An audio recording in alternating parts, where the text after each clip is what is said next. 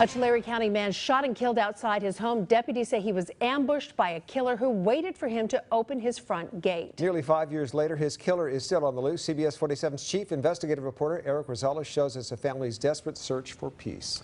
Well, Ken and Catherine, the sisters of Juan Rios, tell me that they were all very close, shared everything, and had no secrets. That's why they just don't understand why anybody would want to kill their brother. Now they're hoping by shedding light on this case, someone will come forward with information and bring a murderer to justice. Hardworking man, generous man. He always wanted to help everybody he could. And he was like a father to all three of us. We have a great dad, but he's always been there for us. There for his kids, very loving, hilarious.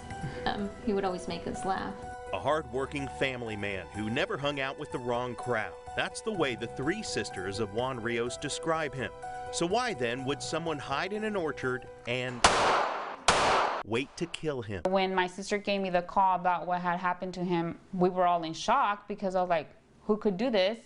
And until this day, we don't know why or who. The murder took place here, December 18th, 2014. Rios had just arrived here on Avenue 204 outside of his home. He got out of his truck and was opening up the gate. And that's when he was ambushed. Inside the truck was his girlfriend's 4-year-old boy, the only witness to the shooting in Strathmore. But deputies say he was no help. Through the interviews, we learned that several subjects exited an orchard across from the residence and immediately fired on the victim as he was exiting his truck. A crucifix still hangs along the fence where Rios's body was found by a neighbor who called 911. The father of two was still alive and airlifted to a Fresno hospital. And we had to make the hardest decision of our life. All three of us and my dad, we had to sit together because they told us that they had no hope for him. And I mean, we really wanted to just continue having him alive, but I knew it wasn't fair for him. Days later, prior to taking him off life support, the family decided to donate his organs. Rios's heart still beats in someone's body today. His heart's still beating somewhere. So he's still doing a thing out in this world. Help the person stay alive. The family says they've never met the person who got his heart or the two others who were living with his organs. As for a motive, Rios's sisters say they immediately asked his girlfriend at the time what she knew. When I arrived, like she said, my sister said that she was just sitting there with her head down.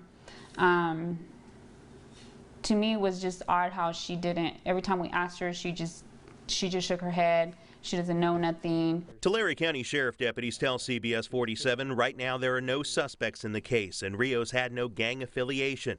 They hope the public has some information to help bring this cold case to a close. Sheriff Boudreaux has expanded our homicide unit, and we do have several homicide investigators that strictly work on cold cases. So although it's 5 years old, this is still an important case to us. Rios's kids were just 12 and 14 years old when their father was gunned down. It's a murder that's affected the entire family. He was my godfather and uncle.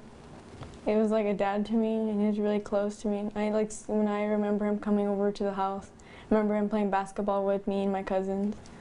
There's a lot of great memories. Rios's sisters say they just want an answer to the question, why? I know their response will never be justified for killing my brother and destroying our whole family. But I just want to know how a person can be so hateful to take another human being's life away. Whoever did it is out there. Enjoying their family is not fair.